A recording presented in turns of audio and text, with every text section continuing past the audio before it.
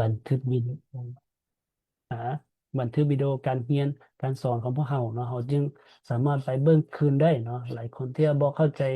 บนใดก็สามารถเข้าไปเบิ่งคืนได้หรือว่าเขาอยากไปเบิ่งคืนเนาะเขาจึงไปเบิ่งคืนได้เนาะ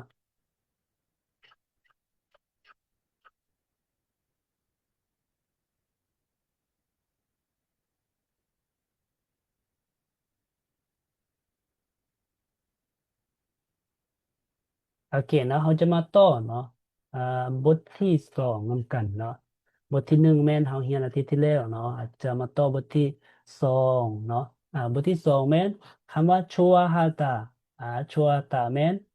มักอ่าคำว่ากดในที่นี้แม่นสิ่งอ่าสิ่งที่มักอ่าหรือว่าเขาเปลได้อย่างหนึ่งว่าการอ่า ในที่นี้เนาะคือการกับบรรยากรกีอ่ากีแมนเขาจะได้ว่าคงบูคงบูฮาตะอ่าเฮียนการเฮียนแมนเขาตึมกีใส่เนาะจะได้ว่าคงบูฮากี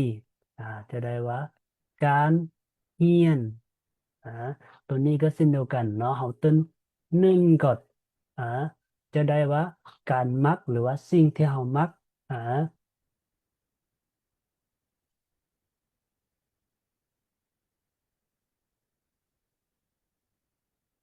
สิ่งที่เรามักมีอย่างเด่นเนาะก็จะมีหลายเนาะบางคนก็มักห้องเพลงเนาะบางคนก็มักอ่าเล่นเกมบางคนก็มักเรียนหนังสือบางคนก็มักช้อปปิ้งเนาะดังนั้นไวยากรณ์แม่นเขาจะเรียนบทหนึ่งเนาะจะเรียนอยู่สองไวยากรณ์เนาะอาจารย์อยากให้เอาทุกคนชื่อทางคำศัพท์ในบทนั้นเนาะสำคัญเนี่ยอาจารย์อยากให้เรามีตำราหรือว่าปื้นเนาะเพื่อบันทึกอ่าการการเรียนของเราเนาะเขาจะได้รู้ว่าในบทนี้มีคำศัพท์ใดเดมีไวยากรณ์ใดเดเนาะเขาจึงกลับไปเบิ่งเรื่อยๆหรือว่าทวนคืนได้ง่ายขึ้นเนาะ อีกาเนาะอีนาในนี่แมันแปลว่าหรือเนาะหรือในที่นี่แมันคอยหรือเจ้าแมันใส่ไวยากรณ์นี่เนาะอ่าอีนาอ่าหรือว่าไวยากรณ์นึ่นก่อนเนาะที่แปลว่าสิ่งหรือว่าการอ่าคำศัพท์แม่นเขาจะเห็นเกี่ยวกับอุ่นดงเนาะการออกกำลังกายเนาะการออกกำลังกาย แล้วก็ชิกานีอิสุเตหานุนิลเวียกที่เราเฮ็ดในยามว่างเนาะเวียกที่เราเฮ็ดในยามที่เรามีเวลาเนาะอ่าบางคนก็มีเวลาแม่นจะเรียนหนังสือบางคนก็มีเวลาแม่นจะเล่นโทรศัพท์บางคนแม่นจะอ่านหนังสือแบบนี้เนาะดังนั้นเราก่อนอื่นเนาะเรามาเบิ่งบทสนทนาสั้นๆของเราก่อนเนาะจะมีทุยแล้วก็มินซูเนาะอ่าอาจารย์จะอ่า อยากรู้ว่าเนาะผู้ที่เข้ามาใหม่เนาะเป็นแนวใดเนาะฉะนั้นอาจารย์ก็จะเวลาเขามาเรียนแม่นเขามาฟังอ่าเท่านั้นบ่ได้เนาะเขาต้องฝึกเว้าฝึกอ่านนำกันเนาะฉะนั้นอาจารย์อยากให้เขาได้ฝึกอ่านฝึกเว้าภาษาเกาหลีไปนำกันเนาะโอเคต่อไปนะต่อไปแม่นเอ่อน้อยเนาะหรือว่าผู้ซื้อน้อยเมื่อกี้เนาะตัวหาเนาะแล้วก็ดัวย่างเนาะสนทนาให้เอาเบิ่งเนาะตัวหาเป็นตุยเนาะด้วยย่างเป็นมินซูเนาะ 저희 민수 씨는 취미가 뭐예요? 제 취미는 운동이에요. 그래요?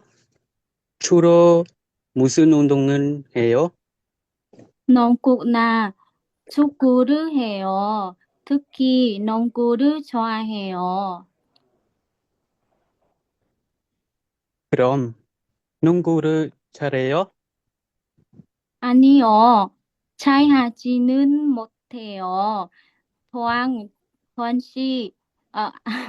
도안 씨도 농구를 좋아해요? 네, 하지만 저는 축구를 더 좋아해요. 그래서 주말에 축구 경기를 자주 보러 가요. โอเคเนาะเก่งหลายเนาะ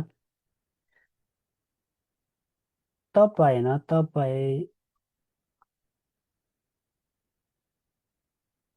คำใส่เนาะคำใส่แล้วก็จันเพลงมาบ่ประมาณเนาะคือว่างเนาะคือบ่คือว่างแล้วก็คำใส่เนาะ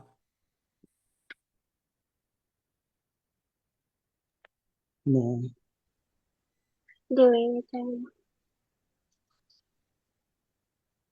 민수 씨는 취미가 뭐예요?